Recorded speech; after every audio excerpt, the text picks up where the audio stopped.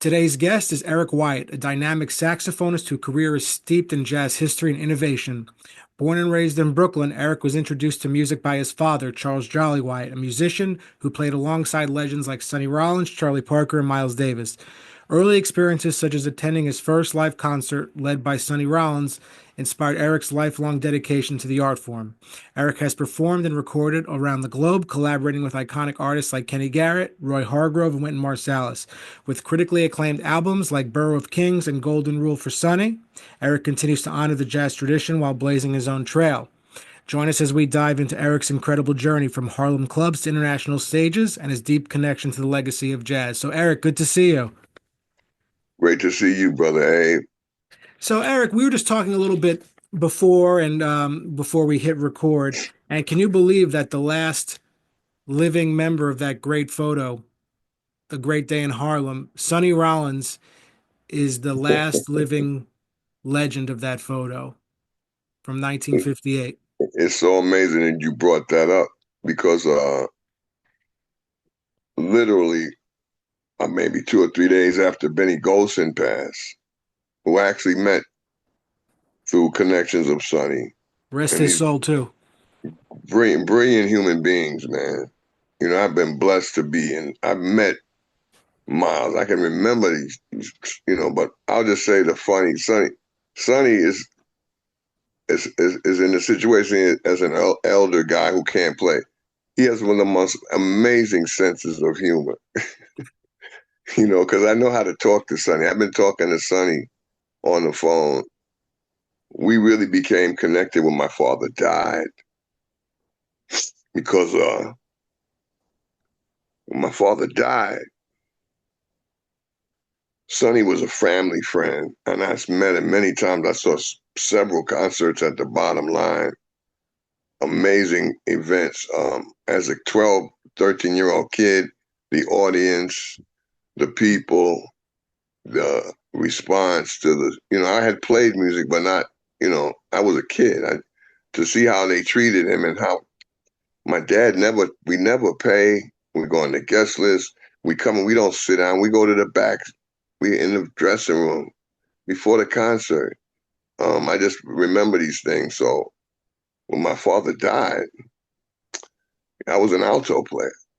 I'd always been an alto player. I played alto when I was 13. Basically, I still play it now, but I definitely was an alto player. So when Sonny started calling me after my father died on the phone, like, "Hey, how you doing?" Like, he didn't call me so much prior, is my point, but he made it definitive that he's going to stay in my life. That's The beautiful. godson thing came later, but I felt okay. I didn't know Sonny. I knew him, but I didn't, talking to a guy on the phone call. Like, what does he want to talk to me about? But it was just amazing where I'm at now with him. So to make the point, I called him and said, "Sonny, you're the last living guy." And he says, "You had to bring that up." So I'm laughing, and he's got this. He said, "Yeah, I know, Eric." He said, "But you want to hear something else?" I was the youngest guy there. Wow. So his sense of humor and memories he said, "I didn't think I should have been there." He never values himself as one of these, he never looked at, because look who he was with. You know what I'm saying? So he's been very consistent with that with me about rating yourself, or, it's about the music, what you present, what you do, and what the audience gets from you. So we've had some amazing conversations, but yes, and then I look up and he writes about it in the New York Times. I'm like, you acted like you didn't want to. Well, you just gotta love the guy. That's all I can say, man. No, so it sounds like he's a beautiful human being, and to step into that role and be in your life, when your father passed, that's a true sense of Yeah. someone who's a gentle soul and has a lot of empathy and compassion, and Well, maybe that's what he plays because he uh, has all of these emotions in him. Well, I'll say he's friendly with my one sister. I got two sisters, but my sister Carol, he treats her practically like, she could have been his daughter. Wow. He really loves my sister because of the relationship with my mother and the way my sister is amazing. She would fly my mother to Hawaii. She did things. We grew up in the projects, man. We our life was not sugar coated. So when you get to be older and you can take your mother to Hawaii, take her to Vegas. Sonny loved that kind of shit because he loved my mother and he loved the people that he told my sister that I remind him my relationship with my mother reminded him of him with his mother. Wow. So it goes beyond music with me with this stuff, man. And to not really to come to realize it after I got a certain age, like you see the album covers. What the one thing that was, I believe, if I either went to see it, either there was two events. When my dad took me to see Miles Davis, and I saw the guy turn around because I played trumpet at one point. So he turns his back. I'm like, why is he doing that? I'm a kid. I don't know the stories. But long story short, the gig is over. My dad goes to the dressing room guy. Tell Miles Davis, Charles Wyatt is here. Now, there's a line of people, man, with album covers, pictures, all races, women, men, girls, Jewish, I don't know what couple, but they all waiting in line, and I got it because he's Miles Davis. I realized it as I'm older, but I remember I had the records of his face. So the guy says, "Man, yeah, I'll let him know, but you got to go in the back." And I looked at the people as I walked by. I'm saying, "Yeah, my dad's a little, he should. It's kind of rude to jump the line." I'm saying this as a kid. I remember this clear. I said, "Yeah, my pops, he's cool, but." Before we got to the back of the line, the guy called my dad, and we went in. And I saw this guy that I will never forget this image because somebody should have had a camera there. This ain't the days of phones. He had two women, one sitting on each leg. They both had on black dresses, and they all had a red rose in their hand. I'm not forgetting this. It's like when I saw Godzilla come from the Tokyo or King Kong come out the. This guy's deep. Who is this? So Surreal when you open the door and you see that. It's like a dream or something. but then he spoke to me and he had that voice, and I never forgot that shit. I was like, wow. But as I got older and realized who he was, I said, damn, your dad knows some people, man. You weren't aware when you were younger about Your family, your family's friends. family friends. You're not paying. You're not, it's not, they're embracing him. The other musicians are friendly. My dad was friendly with Bob Crenshaw or Al Foster. It's ironic I'm on records with them, but I met those people before I was on the level of that. So I just a quiet pat on my back that I didn't drop the ball in my mind because I felt like I got to make my dad realize that all this stuff that he lived that he didn't get a chance to do. My dad didn't make records. My dad's not on any albums, but he used to practice with Sonny Rollins on the Williamsburg Bridge. My mother told me this. It's in his book. I didn't know this because I was born when that was happening. So it's amazing. I almost look at my dad's life like, imagine if you didn't do the family thing. You're practicing with Sonny, and he talked about it. The gentleman who wrote the book, Aiden Levy, when he wrote his book, he taped Sonny. And he sent me a clip of Sonny saying, yeah, I used to go out and practice in the woods in New Jersey, me and Charlie Wyatt and me and so and so. I'm like, so that's put that on the table. And then here we are, here I am as a saxophonist. But yeah, it was gracious because he didn't do this phone call thing was not with every one of my family members, but it just made me realize I think he's gonna stay in touch with you. You need to ride this out because he had told me, I told him that my mother had given me the horn that he had given my dad. She said, you got to take this horn. But I was an alto player. It was a tenor. So I'll never forget that. You're going to play your father's horn. I said, yeah, Sonny, you know that's gold plated, right? Yeah, I know. He says, I don't like gold plated. It makes my teeth Ah. shake. So I don't like gold plated horns, and the rest is here I am. when you have that relationship with Sonny Rollins and you know he's a person in your life, like he's in your life, does that make you play, you set yourself up on a higher bar in a sense? It's almost like it keeps you always wanting to grow and you set your parameters around Sonny Rollins in a sense, what I'm saying. I'll say this to you. Once he called me his godson, and I made a record called Godson because of his help, because one thing I'll never forget, man.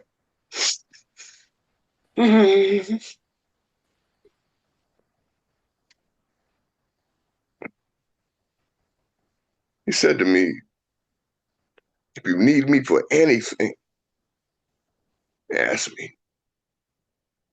And I took that. I'm not talking about I need some money. We're talking about something.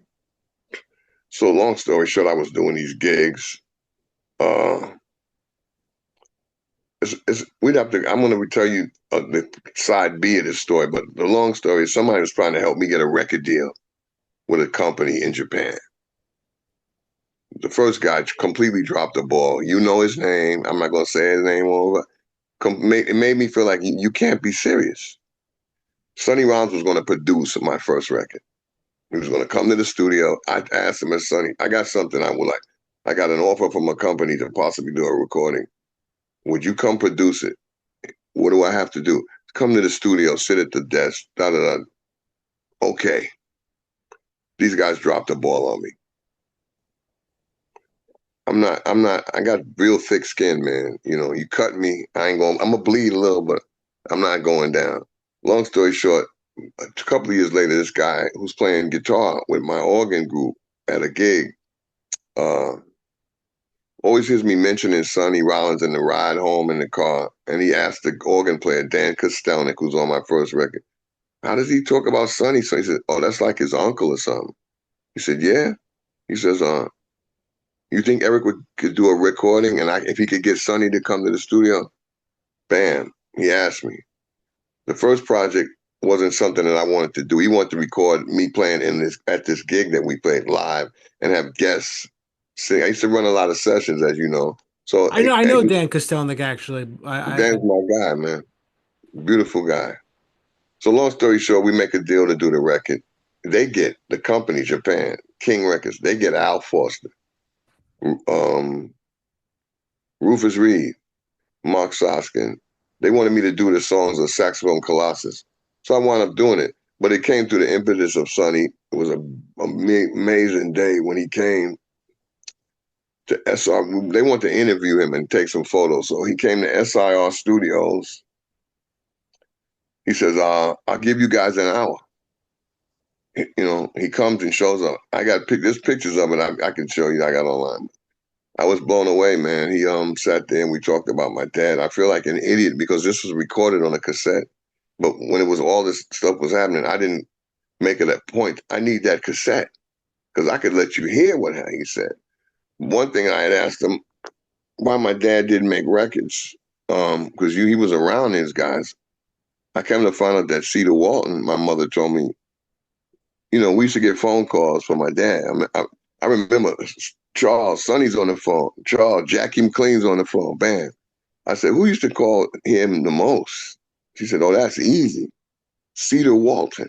Wow. And I had known Cedar. I had never, but my mother told me that I had known Cedar. I had met Cedar through Gerald Hayes was a good friend of mine, Louis Hayes' brother. But my dad was in that world, but Sonny had told me his thing was he had 5 kids. He didn't want to leave his kids and go on the road. Back then, you went on the road for 5 months, 6 months. It wasn't always flying. It was in a van. My dad refused to leave us in the projects. So he basically gave up his career to be a father because his dad and him did not get along at all. My name shouldn't be Wyatt. It should be Jolly. He doesn't use his father's last name. So it was very deep. But he's been great, and even more so now. We talk, and he's taken on a role to making sure I'm cool, man. We have some great conversations, but yeah. Yeah, I played that card when I got my first thing, and he called me his godson, and it made waves certain places. I thought it would have did better here in America, but the label, it was a Japanese record. It was came out in Japan, and it didn't give me the push that I thought. But I didn't let that stop me, you know. You know, we were talking before we started recording about the illusion of the jazz industry, Yeah, and you started saying some things, and I said, I said, I know, you know, and there's a lot of there's so many misconceptions about this life and the scene and everything. And totally. you're saying you have thick skin.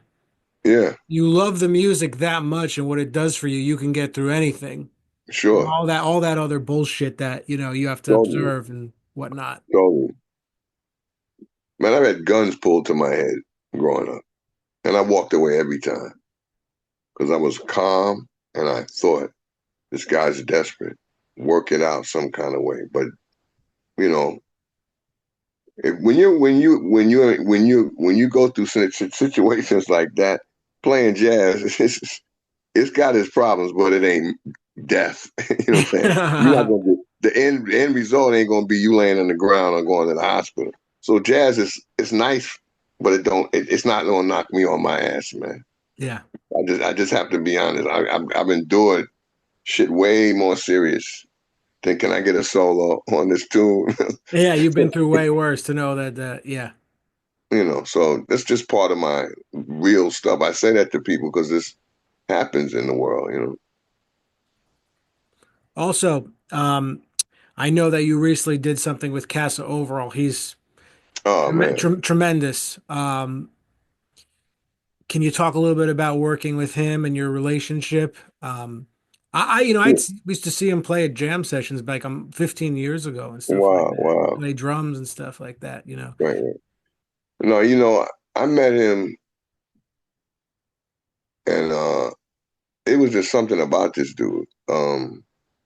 He took a liking to me because he has a high respect for the music, the people that he works with. He has integrity. He's an honest person. We've had some heavy talks, and I have to say, that video you saw was written, the treatment by his the mother of his son. He has a son now, Lauren DeGraff. She's up for a Grammy for notes from historical concerts, and Alice Coltrane. She's a brilliant writer. She wrote you saw the video I sent you. Yeah. Yeah, I sent you that to show you that, you know, jazz is what it is. But this occurred because Casa had met me. He had a lot of respect for me. And one day he sends me this song. He says, I want you to hear something because we talk a lot. But Where did you guys meet? Like the sessions in New York or I just met him. He had been playing with different people. Who did I meet him playing? He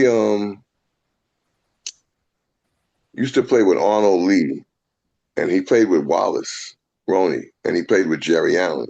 So Mhm. through those people, I kind of had a little buzz on him. But then when I met him, he wanted to play with me. He did at certain times, like because he was always all over the place. Um, but he was so beautiful because he I made a record. It's the Golden Rule for Sonny, and I did that because I wanted Sonny to know I got the message, the golden rule: treat people how you want to be treated, and I live by that, man. I'm seriously, I guess I know me. I'm a pretty fair. I don't owe anybody no money, you know. I didn't cuss anybody out on stage, but basically, Casa took a song that I recorded and sent it to me, and he made it sound like the music from the video. It's not that. It's Grand Street. Of all the songs that Sonny Rollins tuned, Grand Street was a street. He lived near. Sonny used to live in Brooklyn. He used to live near Grand Street. So anyway, he says, "I want you to hear something." So I hear it. I say, "Okay, I hear what you're doing." And he put a rap on it. He said, "What do you think about it?" I said, "Man, I like it." I was like, "It's showing that I made some music that you guys. Hip hop is the new. Come on, everybody's into it. Not everybody, but it's making a lot of people some money." It So I makes a wasn't lot of against it. money. Yeah. So he says, "Man, I want to do a video of this." I said, "What do you mean a video?" He says, I want you to be in a video." So I'm like, video. Okay, what I gotta do? He says, well, my lady's gonna send you this email with this what goes on, and it, like all that is improvised, man. Nobody wrote those lines. What you're That's saying? me. Yeah. That's me. So the funny thing is, as if through his man, everybody's like, yeah, that's really how Eric Wyatt is. You don't know him? Check out how he's gonna act in this video. They peeped my, you know, intensity or I don't know what, and I liked it because it actually showed people some things. I'm good friends with Tain Watts. He Well, I was know in you just my, did you recorded with him, yeah, and great friend, man. I've been knowing him. It was a dream to actually make music with him. I had played with him, but to make the record, man. And Jeff is such a cool, funny, talking about comedian. Jesus, these guys make you have fun, you laugh. It's music, but it's so much humor around those people. Casa, Jeff, definitely. So Lauren sends me the thing, so I read it. I said, so the beautiful part was I was recording that same record at Rudy Van Gelder's. So Casa says, we got everything set. I got my people, but we need a location. So I said, and I had scheduled a session at Rudy's. I said, damn, if I go to Rudy's, I got a really cheap rate. Maybe I could, because I didn't have to bring a band. I was doing everything inside the booth. Uh, I paid for some more time and had them come in. And while we're in the booth mixing and doing my record, help people and constantly setting up the lights, the whole shit.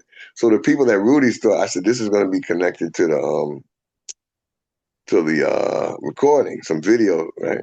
But we did that whole skit, and everybody watched it, and they would love even this Maureen Sickler, man, yeah, Maureen Sickler and Don Sickler. It was crazy because I didn't really know what I was going to do, but they just loved it, and they know I was making this stuff up. Every time we did so many takes, oh, I there were a kept lot of like, takes. man, they should make the out reel. You know how you see the shit they didn't use. Yeah, the bloopers or whatever you call it. They were like, "Yo, Outtakes. we need to make a blooper reel." I was cutting tight. I was saying, I was using you big, but I was going you Burger King crown wearing. I was tearing him up, but I wasn't cursing, and I was feeling bad because I love Casa. I said, "Man, I can't call him that," but then I Yeah. called him something, and the whole place cracked up.